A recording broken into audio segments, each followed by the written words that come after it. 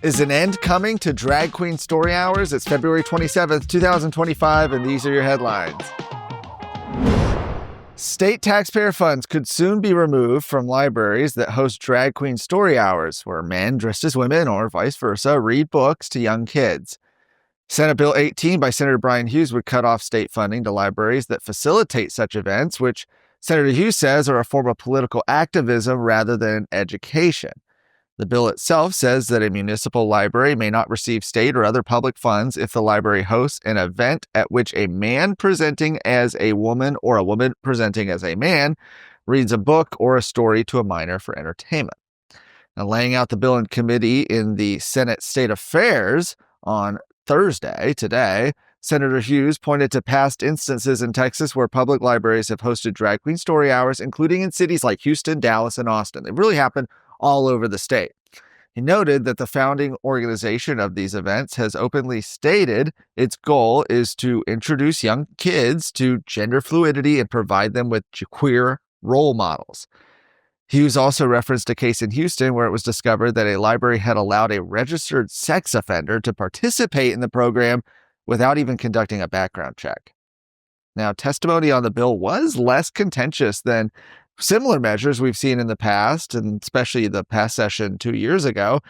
That time, large numbers of drag performers and left-wing activists flooded the Capitol. And this hearing featured witnesses on both sides. The turnout was noticeably lower from being in the committee today. And the bill follows legislation passed last session that sought to ban sexually oriented performances in front of minors, including drag performances, but was challenged in court by the ACLU and remains tied up in the legal system. Days after Texas lottery commissioners faced widespread criticism from state lawmakers, Texas senators have sent a measure banning lottery courier services to the House for approval. Senate Bill 28, filed by Senator Bob Hall, passed unanimously, 31-0. In quick fashion today on the Senate floor, Lieutenant Governor Dan Patrick, who tagged the item as a priority, thanked Senator Hall before final passage for his investigative work on the Texas lottery. This measure will prohibit online couriers from allowing customers to purchase lotto tickets at a premium from brick and mortar stores without being physically present. These are so-called online couriers. It also includes criminal misdemeanor offenses for violators. The courier process was introduced to Texas over the last decade, well after the lottery was established in August of 1991. While the purchase of lottery tickets via telephone is specifically prohibited in the 1991 measure, they didn't anticipate smartphones or really the internet. And questions over online and smartphone ticket procurement via couriers initially received little to no opposition from the Texas Lottery Commission. And lottery commissioners previously claimed that they had no regulatory ability to clamp down on courier services, recently reiterating the same point during a Senate Finance Committee hearing earlier this month. However, the commission reversed course only hours before a State Affairs Committee hearing earlier this week. Are you worried about your kid's future? You should be. I'm Charles Blaine with Texas Tomorrow. This is a show where we're going to talk about the issues and the people that are pushing the policies that concern your family, your home, and your kids. Catch Texas Tomorrow every Thursday.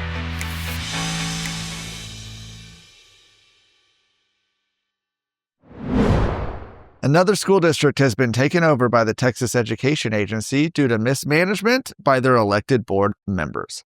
Education Commissioner Mike Morath announced last week that his agency had appointed a new 7-member board of managers and a new superintendent to operate and lead the South San Antonio Independent School District.